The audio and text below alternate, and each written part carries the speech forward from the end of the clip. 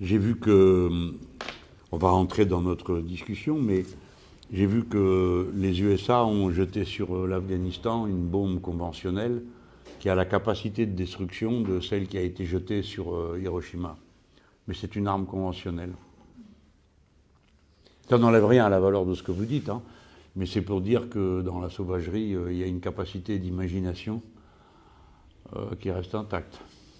I just heard that the I don't know whether that is you needed. Yeah, okay, I'll do your concept. I've just heard that the United States have dropped a bomb in the past in Afghanistan that was a conventional bomb but had the same potency, the same power as the one dropped on Hiroshima. So you see the capacity of people, of men to be savage is to be found whatever the weapons which are used.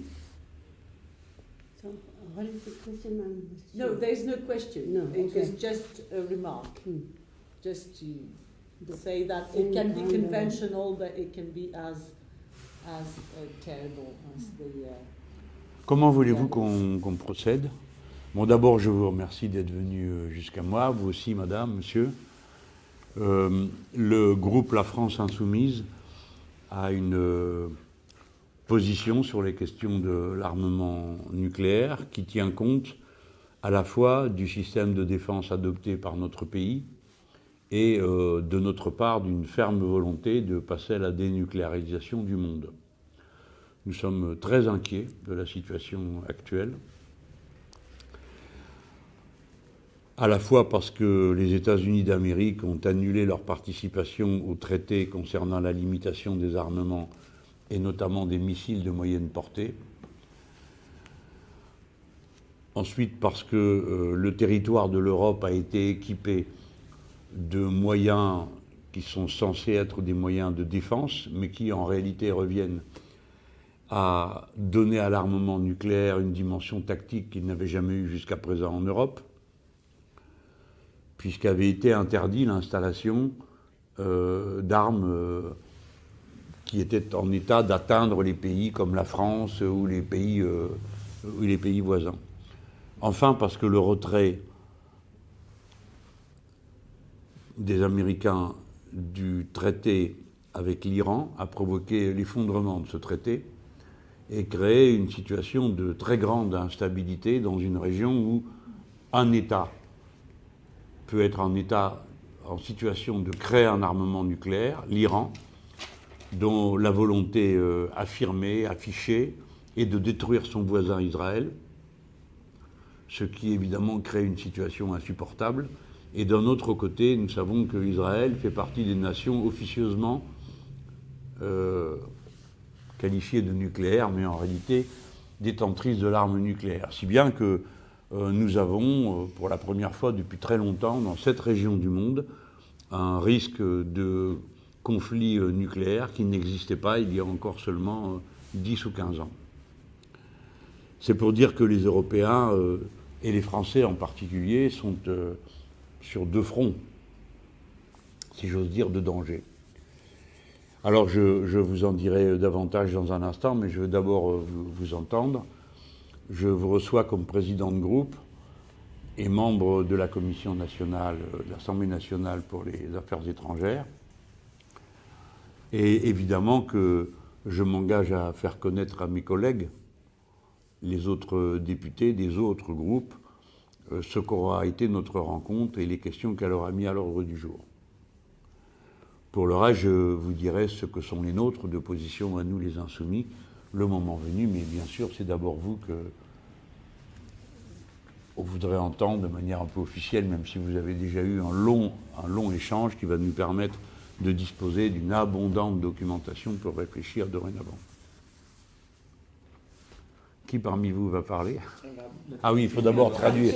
Ah pardon, madame. C'est pas grave, monsieur. Je vous ai accablé de texte. C'est pas grave, c'est pas grave.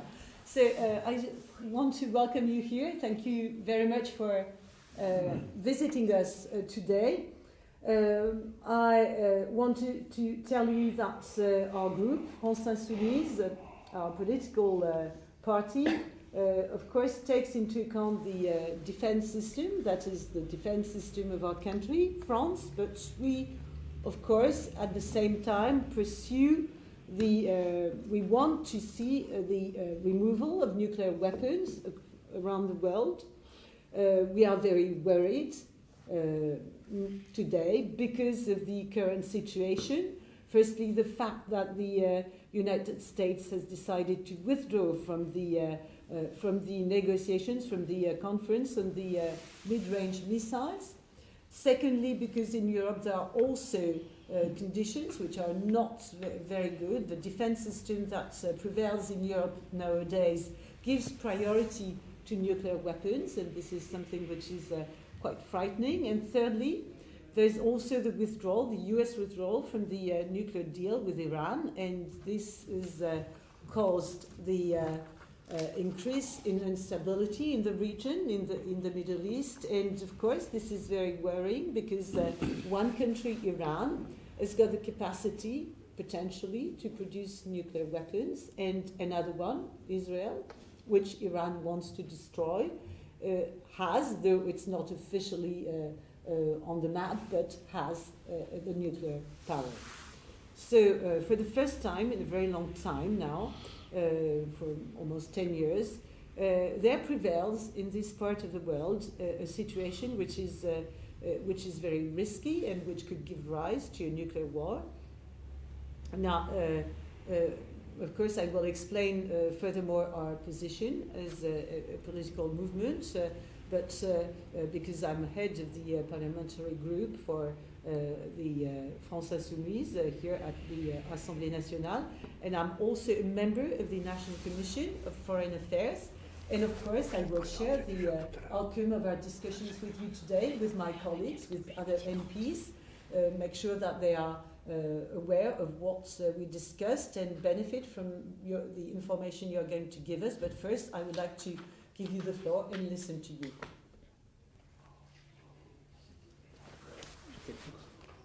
Setsuko, do you want to say anything in reply, or?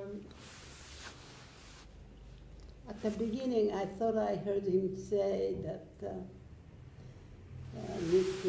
the conventional weapon could be just as dangerous as the nuclear weapon. It is just a remark on the fact that the US had bombed Afghanistan with a conventional bomb, and that was as powerful as the one that had hit Hiroshima. It was just a preliminary remark to our I just wanted to point out nuclear weapon does have is something conventional bomb doesn't have, which is D'accord. Radioactive poisoning that is not used in the conventional weapon. So that is the difference. Oui, j'ai compris. Je suis d'accord avec ce qu'elle vient de dire. C'est-à-dire qu'aucune arme conventionnelle ne peut produire l'effet qu'a produit la bombe nucléaire d'Hiroshima, et je voudrais dire que je suis tout à fait d'accord. Je n'avais pas l'intention de minimiser l'événement Hiroshima par rapport au tir en Afghanistan. Of course, and I fully agree with you, and it was by no means my intention to requalify what happened in Hiroshima, of course not. And I'm very much aware of the difference between the two types of weapons. Well, thank you very much for meeting Ah, us. vous parlez anglais, mais vous comprenez le français. Non, Alors, il faut me dire s'il y aura besoin. Oui, il y aura besoin d'une Qu'est-ce qui- traduction vers le français. Oui. Oui, Il faut oui, me parce dire, que faut me moi, dire. je m'entraîne à comprendre. D'accord. D'accord, je- donc je- c'est pas encore Pas très de au problème. point. All right, all right. Je comprends, mais it's very nice to meet you, and really appreciate you taking the time. What we're really here is to raise awareness of the treaty on the prohibition of nuclear weapons, and to hear we heard Setsuko explain what nuclear weapons do to people when they're used earlier today. In particular, because President Macron spoke last Friday about nuclear weapons, and he said several times that he's a realist, and he talks about we have to be realistic. Well, Setsuko knows the realities of nuclear weapons. What Macron is speaking about is theories. It's just abstract ideas. What Setsuko Thurlow has experienced is the reality of nuclear weapons, what they do to people. These are weapons of mass destruction that violates the Geneva Conventions, human rights treaties, our laws of war. And I think it's very important to recognize that France has joined the bans on biological weapons, chemical weapons, landmines and cluster munitions, and is a champion of human rights and champion of international humanitarian law, promotes democracy and protection of civilians in warfare. And it's really, nuclear weapons goes against all of those principles. So we would really like to see French politicians start asking these questions to the government and start questioning the idea of threatening to mass murder civilians as a reasonable security policy, in particular because the security situation right now in the world is getting worse and the risk of nuclear weapons use is increasing. Là, j'ai décroché. C'est pas grave. Merci beaucoup de nous recevoir aujourd'hui, de prendre du temps pour nous, pour qu'on parle du traité d'interdiction des armes nucléaires, du TIAN. Nous avons auparavant écouté Setsuko, son témoignage, et je dois dire que quand on le met en regard avec ce que le président de la République Emmanuel Macron évoquait vendredi dernier en disant que lui, il est un réaliste, on a envie de répondre non, la réalité, c'est Setsuko qui la connaît, elle l'a vécue en direct et M. Macron ne parle que de théorie. Les armes nucléaires, ce sont des armes de destruction massive, elles violent tous les grands principes, la Convention de Genève, tous les traités sur la protection des droits de l'homme, les lois de la guerre. Et or, la France a toujours été un pays qui a soutenu le droit humanitaire, la démocratie, la protection des civils dans les situations de conflits armés. Et évidemment, tout cela, c'est quelque chose que les armes nucléaires ne permettent pas. Donc, nous sommes là aujourd'hui pour inciter, pour inviter les hommes politiques à commencer à poser de plus en plus de questions au gouvernement, les interroger sur la pertinence d'utilisation du meurtre de masse de civils comme moyen de garantir la sécurité des populations, parce que d'autant plus aujourd'hui où on est dans une situation au niveau mondial qui est mais vraiment pleine de risques et de dangers. C'est vraiment une des grandes remarques, et on a presque de la chance que le président Macron ait fait son discours la semaine dernière et qu'on soit ici. Parce que véritablement, déjà on lui a adressé une lettre pour une demande de rencontre avec Madame Thurlow, où nous n'avons aucune réponse, même pas un accusé de réception. Nous avons publié une tribune, puisque effectivement, et souligné par Béatrice, elle a connu le feu atomique. Elle sait ce que c'est que la réalité. Aujourd'hui, si j'ose faire une sorte de parallèle, lorsque vous demandez à une personne qui a vécu la Shoah, vous comprenez et vous vous dites qu'il faut travailler pour qu'il n'y ait plus jamais ça. Aujourd'hui, quand on parle de dissuasion en France, personne ne se dit il faut qu'il n'y ait un plus jamais ça. Parce qu'on ne regarde jamais la réalité des armes nucléaires. Et ce que Setsuko nous a montré, à votre groupe aujourd'hui, et ce que nous montrons à travers ICANN, et ce que le traité d'interdiction des armes nucléaires montre, c'est la réalité des armes nucléaires. C'est l'horreur, c'est la destruction, c'est la poursuite dans le temps de cette destruction à travers des problématiques de santé, à travers des problématiques environnementales. Et la vraie question à se poser, c'est est-ce que l'on peut assurer notre sécurité sur la menace de détruire des populations civiles et un environnement qui, par ailleurs, on essaye de protéger aujourd'hui. Et si on n'essaye pas de travailler au désarmement nucléaire, il est certain que jamais rien n'arrivera, sauf peut-être une guerre nucléaire. Si on essaye d'engager une réflexion et un vrai travail avec une vraie volonté politique, on peut y arriver. Et aujourd'hui, c'est ce que l'on souhaite véritablement engager, c'est lancer profondément une réflexion sur cette problématique des armes nucléaires.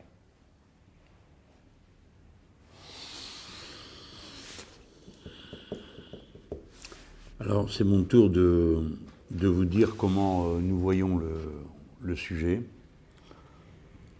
à cette étape. La situation de la sécurité de la France se présente dans d'autres termes que dans la période où il y avait le conflit de la guerre froide entre l'Est et l'Ouest. Par conséquent, sans porter de jugement sur ceux qui ont pris des décisions dans le passé, ni discourir de l'intérêt qu'il y avait pour la France ou pas de s'équiper comme nous l'avons fait, on peut au moins prendre acte du fait que c'est une situation entièrement nouvelle. Dans la phase initiale, l'équipement français était à vocation tous azimuts. C'est-à-dire qu'il ne désignait pas d'ennemi en particulier. Et à l'époque, ça avait beaucoup choqué, parce qu'on disait comment les Français mettent sur le même plan les Russes et les Américains. Clairement, les cibles étaient des cibles qui visaient d'autres pays nucléaires. Par confort de langage, on disait quel que soit l'adversaire. Mais il est évident que, d'un simple point de vue de la rationalité militaire, ça n'a pas de sens de menacer d'une arme nucléaire un pays qui n'en dispose pas. Mais déjà à l'époque, il y avait une contradiction qui se voyait vite. C'est que pour certains pays, comme la Chine ou d'autres, qui ont une grande profondeur territoriale et des multitudes humaines, l'aspect terrorisant de l'usage de la bombe nucléaire n'est pas le même que pour des pays de petite profondeur et de petite population, comme c'est notre cas. Pour parler crûment, nous savons très bien qu'il suffit d'un coup au but et il n'y a plus de France. Alors aujourd'hui, c'est en ayant présent tout ça à l'esprit que nous regardons la nouvelle situation. Les menaces, maintenant, sont devenues tous azimuts. Et par conséquent, ce qui est le plus fort, c'est que l'usage de l'arme nucléaire, dans son horreur, a un sens beaucoup plus limité que celui qu'il pouvait avoir dans le monde des blocs. De toute façon, notre position à nous a toujours été l'objectif du désarmement. La question qui se pose à un pays comme le nôtre, devant nos populations, c'est dans quelles conditions le désarmement nucléaire peut se réaliser ou pas. Une position qui serait extrêmement difficile à faire entendre et à prouver serait le désarmement unilatéral. Par conséquent, on est obligé de poser la question du multilatéralisme. Donc, à ce point de ma petite démonstration, nous sommes dans une situation nouvelle qui ne permet pas d'envisager réellement l'usage de l'arme nucléaire, parce qu'on est dans un type de conflit avec qui que ce soit sur cette planète. Deuxièmement, la question se pose du multilatéralisme. Et troisièmement, dans des conditions spéciales, parce que nous autres Français, nous sommes une puissance nucléaire. C'est pour ça que j'ai résumé. Pour que notre ami puisse suivre.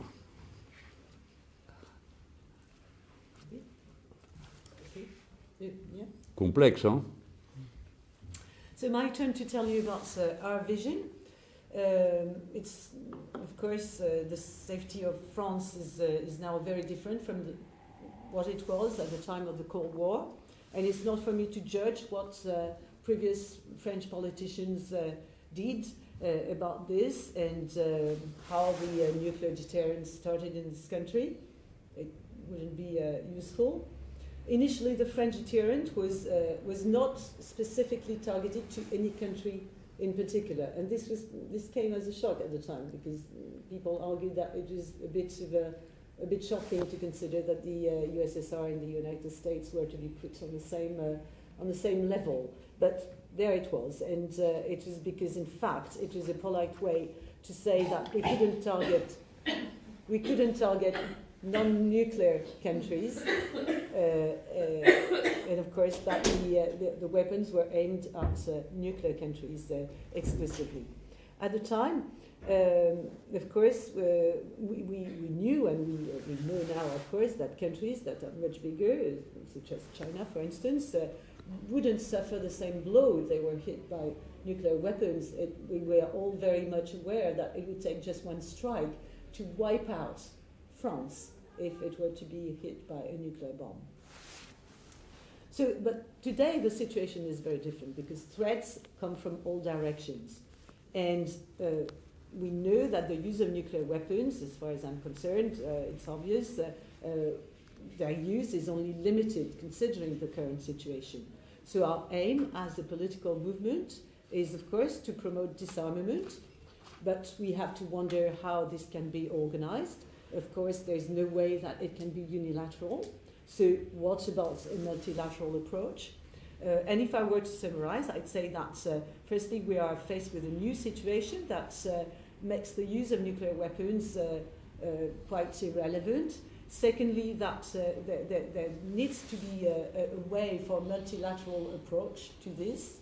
And thirdly, that the situation of France is a bit specific because we are a nuclear state, we are a nuclear power. Si vous permettez, je termine mon propos. Excusez-moi, madame, je suis un peu long.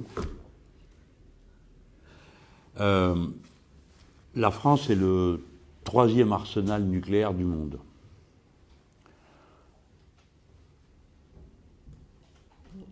Mais ce n'est pas la 3e capacité à résister à un bombardement.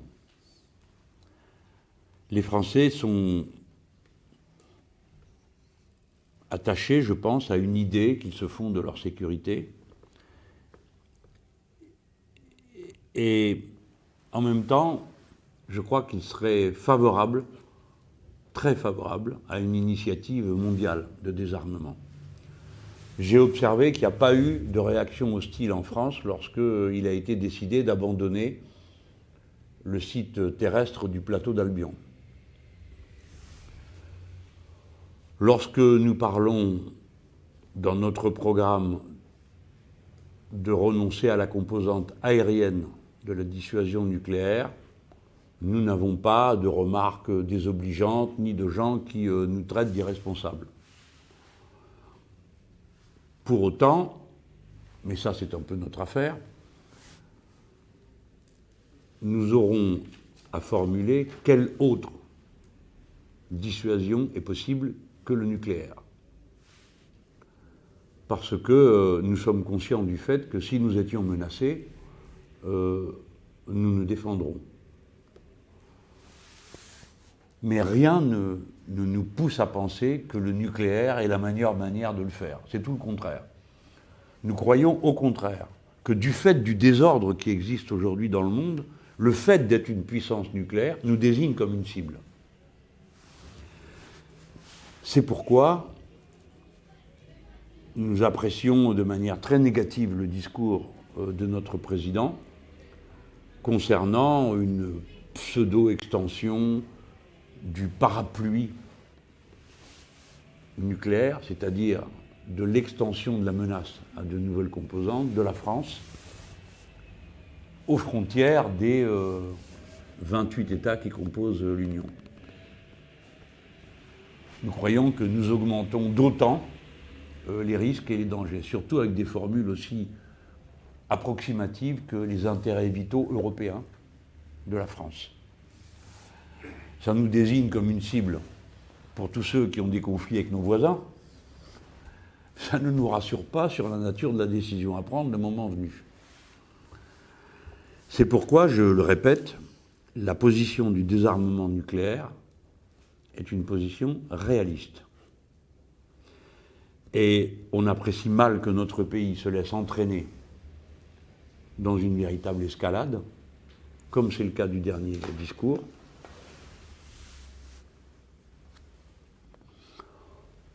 Je le dis avec d'autant plus de peine qu'il s'agit de mon pays.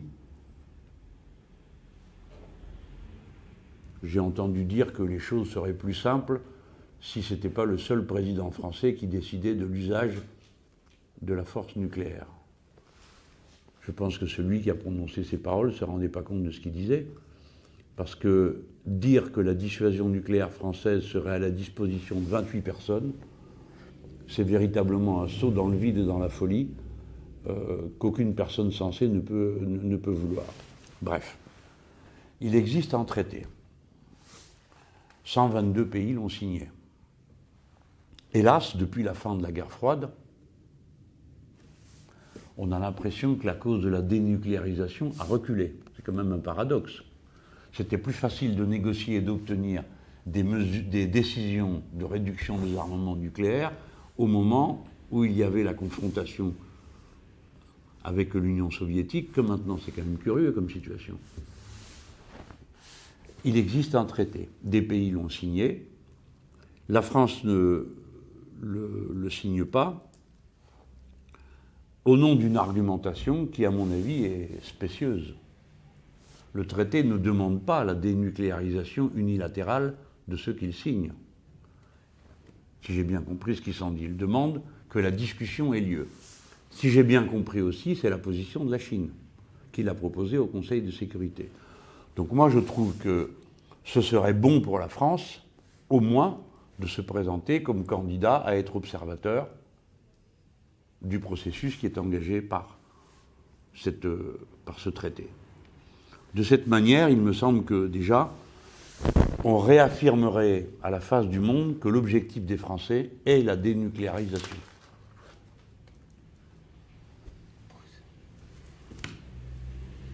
Ça y est. Je crois que j'ai à peu près tout dit. France is the third stockpile, nuclear stockpile in the world, but it's not by far the strongest country to be able to withstand a nuclear attack. I think that French people, though they want, of course, their country to be defended, are in favor of global disarmament. And by the way, there's been no negative reactions to the dismantling of some nuclear facilities, the Albion facility, or also the disarmament of other components of the French nuclear deterrent. However, what sort of other deterrents would be possible if the country were to be threatened? Of course, it would defend itself. So we need to know what would replace it. But in fact, nuclear weapons do not make us safer. In fact, because of the instability across the world, this makes us more of a target. And we don't appreciate at all, I don't appreciate at all what was explained by President Macron about extending the French nuclear umbrella to the European Union countries. We just think that it would increase the risk. It would designate France as a potential target. And we think it's very realistic, on the contrary, to promote disarmament. It's a pity to see this escalation in what President Macron has explained. And this pains me because this is my country, but I think that we really need to realize that it would be totally insane to extend the nuclear umbrella to 28 other countries and leave that in the hands of 28 other people instead of just, the pair of hands of the French president. So there is a treaty. It's been signed by 122 countries, and it's by the way, it's quite paradoxical to see that since the end of Cold War, it's become more difficult to have talks about disarmament, amazingly. Well, in any case, the treaty was signed, not by France, which is a pity. It wasn't signed for dubious reasons, I think, because it doesn't impose on France the fact that it should go for unilateral disarmament. And by the way, there's a Chinese proposal to be tabled before the Security Council, and well, in this spirit, I think it would be a very good thing for France to become an observer, and it would send a signal to the world about the desire of our country to put an end to the arms race. I would agree with that proposal. I think that's a really good first step for France, something that is possible to do now. hopefully the treaty will enter into force and become international law before the end of this year. And then it will be there, and it will start having meetings, and having France observe as an observer will be a really good step. I also think that there are some provisions in the treaty that deals with victim assistance and environmental remediation. And that is also how, for example, on the treaty banning landmine, the United States did not sign, but they participate as observers and participate in these programs to examine the impact of the weapon. And particularly for Algeria, the Pacific Island states, where France has tested nuclear weapons, there's a lot of projects and different research needed there that France could participate in and contribute to this process. I also think it's very good for parliamentarians to raise these questions in the parliament and to start challenging the government. We know the government won't change now, but we also know that new generations, young people, are not supportive of deterrence. They have grown up in a new world where borders are less important, where we are much more international, globalized. So I think that there's definitely potential in changing French politicians' minds further ahead. We know that over 60% of the French people want France to join this treaty, so there's definitely public support. We have a lot of cities, like the city of Paris, that has expressed support for the treaty. The mayor of Paris supports it, Grenoble and other cities. And lots of parliamentarians. So we have this parliamentarian pledge, which is a big call on parliamentarians all over the world. We have 100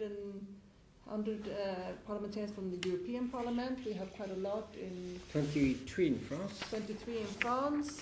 We have Americans, we have British, we have in all European countries, Australia, Japan.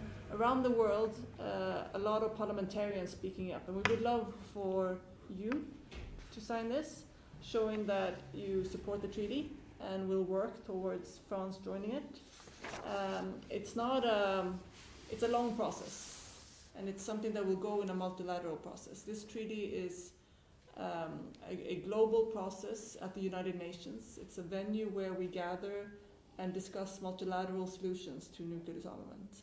So I think that this is a really the kind of place for where France could make a contribution to lead. And in particular, we talked a little bit with your colleagues about a potential shift I got a question over lunch for the US presidential election. If someone like Bernie Sanders wins the US election, we saw that Obama came in with very progressive views on nuclear weapons, but was stopped. So if there is a new president in the United States that could be more progressive, they will need a progressive France to stand with them and to push forward and to gather other nuclear armed states. I think that's going to be really helpful.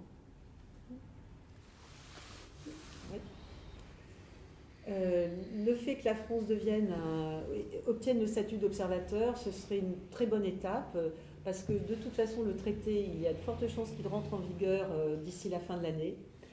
Donc ce serait quand même bien que la France puisse assister aux discussions. Et il y a des dispositions aussi dans le traité qui concernent l'assistance aux victimes des armes nucléaires, des essais nucléaires, aussi tout ce qui doit être fait afin de lutter contre la contamination de l'environnement associée à ces armes nucléaires. Donc c'est aussi intéressant d'avoir cette position d'observateur. Par exemple, ça a été celle des États-Unis qui n'ont pas signé le traité sur les mines, mais qui ont participé comme observateurs et qui du coup ont pu aussi contribuer à la réflexion. Or, la France, elle a quand même fait des essais nucléaires en Polynésie, en Algérie. Ce serait bien que la France participe aux recherches sur les conséquences de ces essais, apporte une contribution. Et ce serait bien aussi que les parlementaires français commencent à poser des questions au gouvernement, surtout dans un contexte où on voit que la population française, en particulier les jeunes, voilà, ils sont en faveur du désarmement, ils sont aussi beaucoup moins, disons, bloqués sur les histoires de frontières, ils se sentent beaucoup plus citoyens du monde. Il y a un sondage qui montre que 60% des Français sont en faveur de ce traité. Il y a des villes qui ont affirmé clairement leur soutien. Paris, la maire de Paris a apporté son soutien, Grenoble et beaucoup d'autres villes aussi, beaucoup de parlementaires. Et nous avons donc cet engagement qu'on vous soumet, qui a été signé par une centaine de parlementaires européens, par 22 parlementaires en France, par des parlementaires dans le monde entier, aux États-Unis, en Grande-Bretagne, dans d'autres pays européens, en Australie, en Nouvelle-Zélande, au Japon. Voilà, on vous invite à signer cet engagement parce que ce traité, ça va être un long processus, mais c'est un traité qui se déroule dans le cadre onusien, le cadre du multilatéralisme. Et on a eu une question au déjeuner sur un éventuellement changement politique à la tête des États-Unis. Quid de l'élection de Bernie Sanders? Bon, c'est sûr que Bernie Sanders, il est beaucoup plus ouvert à toutes ces choses-là que le président actuel. Bon, mais s'il n'est pas soutenu, Obama, il était très ouvert aussi, il n'a pas pu faire grand-chose. Donc le soutien de la France, il serait tout à fait essentiel. C'est les signataires juste comme ça. D'accord. Ok. Bon, nous, on va diffuser ça dans notre groupe et avoir une discussion sur le contenu.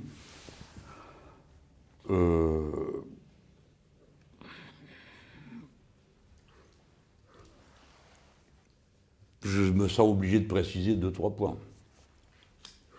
D'abord, je voudrais remercier Madame du travail qu'elle accomplit, parce qu'elle est la personne qui permet de réaliser la signification physique, réelle de ce qu'est l'usage de l'arme nucléaire.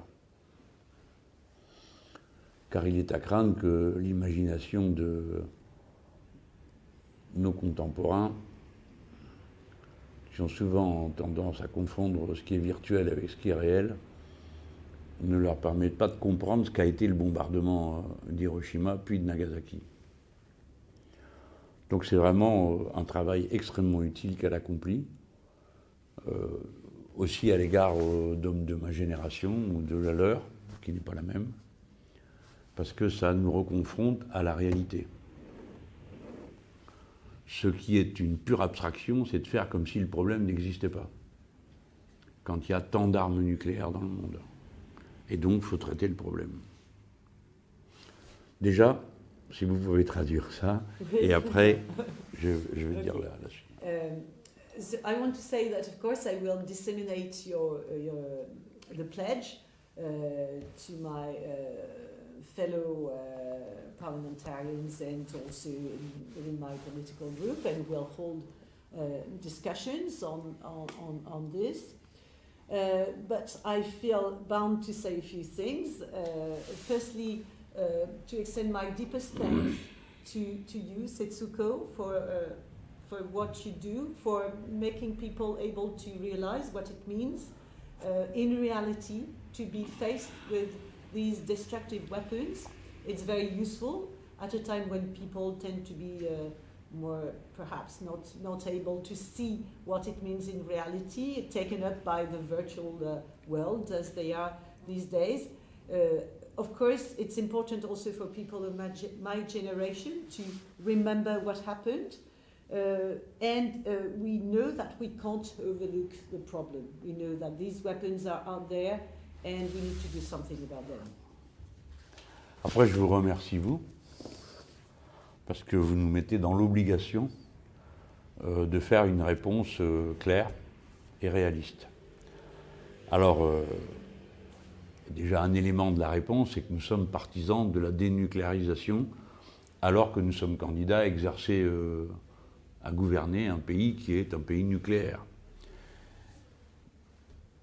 et dont tout le système de sécurité repose sur le nucléaire.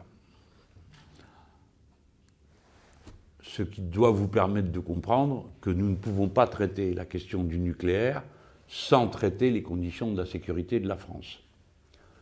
C'est-à-dire qu'il est d'autant plus facile de se prononcer pour le démantèlement de l'arsenal nucléaire français que nous sommes en état de proposer d'autres moyens de se défendre et de se protéger. Parce que, bon, en tout cas c'est mon point de vue, il ne peut pas être question de s'en remettre naïvement à l'idée que personne n'oserait s'en prendre à nous. Je crois, moi, que la sécurité peut être garantie en alternative complète au nucléaire. Et sans que ce soit les populations civiles qui soient le gage de la guerre. Parce que c'est ça la guerre moderne et nucléaire, c'est que dans toutes les guerres du passé, les militaires étaient censés se tuer entre eux pour notre bien commun, et que la guerre moderne, c'est on tue tout le monde, sauf des fois les dirigeants. Et donc ce renversement aussi, on a à le prendre en compte. Donc il existe d'autres possibilités de se défendre absolument, sans prendre les populations en otage d'un meurtre collectif. De ça, je suis absolument certain. C'est pourquoi c'est si important pour moi d'être à cet instant devant vous, accompagné par un membre de la commission de la Défense et de la vice-présidente de mon groupe qui représente le fait que dans tous les domaines, nous savons que c'est madame qui a raison. Si nous avions un quelconque problème, il ne resterait plus rien de ce pays. Nous ne sommes pas seulement un pays avec des armes nucléaires, nous sommes un pays avec 59 réacteurs nucléaires répartis sur tout le territoire, dont un en amont de la capitale. Et une dizaine dans une zone où se trouve toute l'industrie chimique du pays. Par conséquent, pour nous, en tout cas pour nous, dirigeants politiques, nous prenons au sérieux la menace. Et nous prenons au sérieux le fait que peut-être nous sommes maintenant encore plus menacés que nous l'étions dans le passé, parce qu'il n'y a plus d'ordre mondial. Vous avez raison de dire que le bon cadre, c'est l'ONU. On peut faire tous les reproches qu'on veut à l'ONU, mais au moins ça existe. Et c'est le cadre multilatéral. Évidemment, tant que les États-Unis d'Amérique seront dirigés par des personnes qui considèrent que le reste du monde est une lointaine banlieue pour eux, nous allons avoir du mal. Mais on aura d'autant plus de mal qu'on ne s'y met pas. Il faut donc s'atteler à la tâche. Je vais distribuer ce texte dans mon groupe et je vais proposer à mes camarades de déposer une résolution sur la question de l'armement nucléaire de notre pays devant l'Assemblée. Et à cette occasion, nous entrerons à nouveau en contact pour voir jusqu'à quel point vous pouvez nous aider à réfléchir et à faire des propositions qui soient réalistes. Quand je dis réaliste, n'y voyez aucune forme de mise à distance de la légitimité, la respectabilité de votre propos. Mais vous n'avez pas les mêmes préoccupations que nous. Nous devons tenir sur deux fronts. Un, nous sommes d'accord avec vous, le désarmement, c'est l'avenir. Et le plus vite on y sera arrivé, le mieux on se portera. Et en même temps, comment pouvons-nous garantir, mais ça, c'est un autre débat, la sécurité à nos concitoyens et la sécurité du territoire français de manière indépendante, souveraine et absolue. Je ne peux pas conclure autrement qu'en vous disant qu'à cette étape, nous pensons, et c'était le sens de la rencontre avec vous, que toutes ces conditions ne sont plus remplies par la dissuasion nucléaire. La dissuasion nucléaire ne nous garantit pas la souveraineté et la protection absolue dont nos prédécesseurs ont pensé qu'elle était acquise. Nous pensons que de bien des façons, c'est le contraire qui se produit maintenant. Alors, ça distingue notre point de vue de celui du président de la République, mais ce n'est pas pour le goût de dire quelque chose de différent de lui, ou parce que nous sommes une opposition. C'est parce que c'est notre façon de bien comprendre les intérêts de notre pays, et après c'est normal qu'il y ait un débat. Voilà ce que je peux dire en conclusion de notre rencontre, en renouvelant mes remerciements pour tout le travail que vous accomplissez, qui est autrement plus dur que la réponse que je viens de vous faire.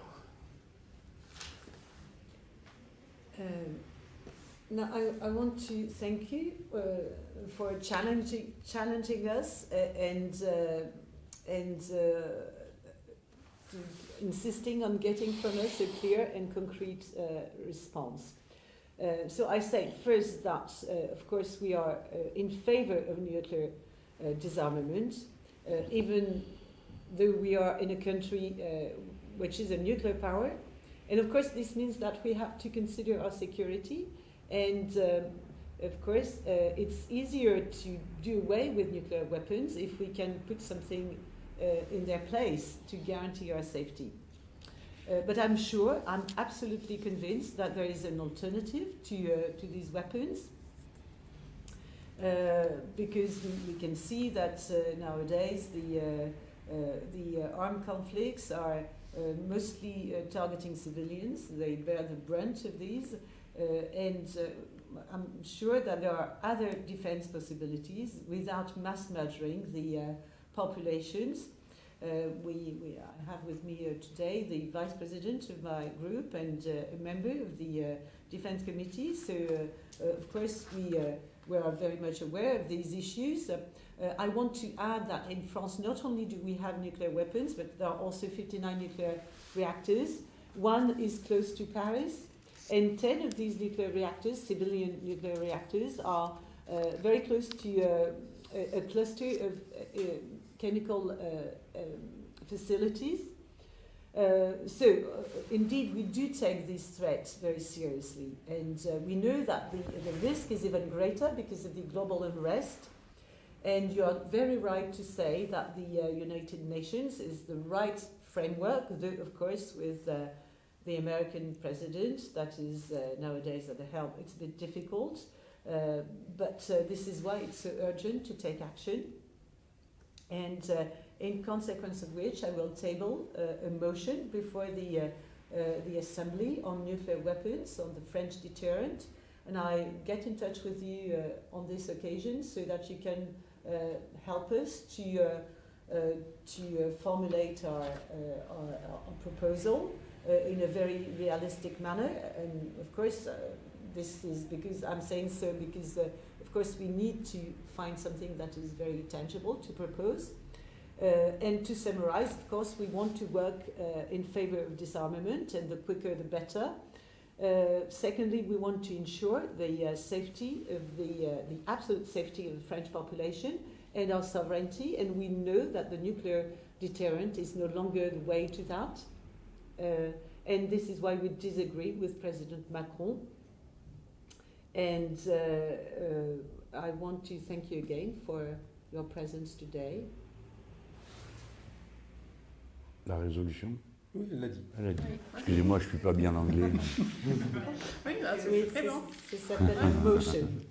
Merci, madame. Excusez-moi. Il n'y a pas de problème. J'aurais parfaitement compris que vous en sautiez un morceau, c'est interminable. Non, je veux dire- Mais je vois, oui, que Je non, pense vous êtes que je n'ai rien absolument, Je pense pas vous non êtes plus. absolument irréprochable.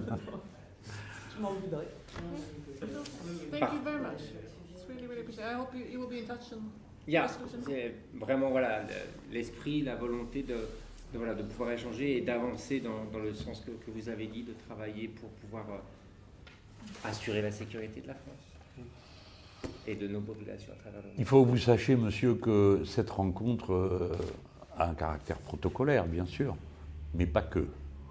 Elle représente dans notre histoire et dans l'énoncé de nos conceptions un changement Ne vous inquiétez pas, monsieur. qu'on va faire travailler. Nous l'avons bien compris avec Voilà. Ariel. Il me semble que c'était surtout nécessaire, en préparant votre arrivée ici, votre audition, nous avons discuté entre nous, nous avons relu, revu comment nous pouvions dire les choses d'une manière plus réaliste. Et je dois vous dire que pour ma part, j'étais assez enthousiaste du point d'appui que le traité international et votre action nous donnent pour avancer. Parce qu'il est très difficile pour un dirigeant politique d'ouvrir un débat à lui tout seul. Ouais, bien sûr. Nous avons mis plus de 7 ans à introduire dans le débat politique français l'idée que la mer et les océans concernaient la France, qui est pourtant le deuxième territoire maritime du monde. Nous ne sommes toujours pas arrivés à introduire l'espace, alors que nous sommes le deuxième pays du monde pour la contribution individuelle au financement de l'expérimentation spatiale. Les Français sont comme ça. Mais je crois qu'il n'y a pas que les Français. Dans le monde, il y a une certaine propension à ce que les outils d'information deviennent des outils de divertissement, davantage que de formation du public. Donc nous nous attelons à une tâche de longue haleine. Je sais qu'on va me reprocher de vouloir désarmer la France et naïvement, bon, parce que c'est toujours comme ça. Les commentaires simplifient et rendent souvent inintelligible la réalité des débats. Mais on va s'y atteler avec courage. Merci beaucoup. Bon, I would like to say thank you. I'm quite impressed with the seriousness of your attitude, the way your thoughts and articulate it.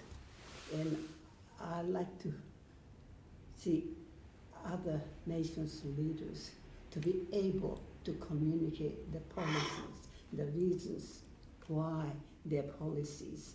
I think this is a wonderful beginning, as far as we are concerned, to be able to hear your story and you listen to our story.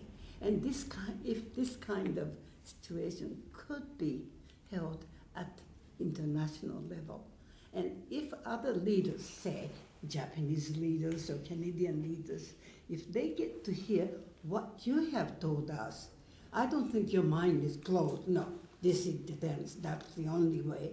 You seem to be more open and ready to think of other alternatives to solve the problem.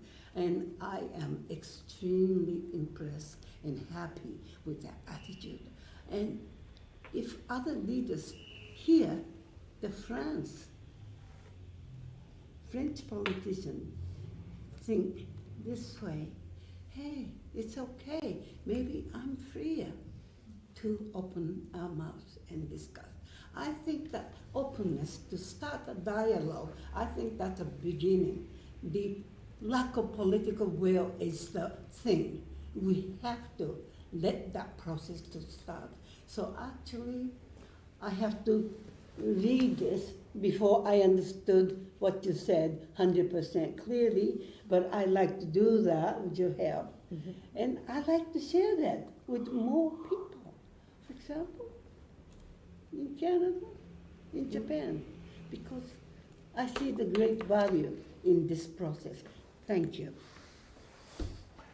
bon, vous qui connaissez les Français, vous lui direz que son passage ici a été important, puisqu'on a fait, à cette occasion, on a franchi un seuil. Donc sa visite a été un déclencheur. Your visit was very important because it marks a turning point in the policy pursued by this political movement. Tetsuko, if I want to do like a parade, it's a point of no return here. We do a point of no return, like in Nayarit. In France. In France. Thank you. Thank you. Thank you to you.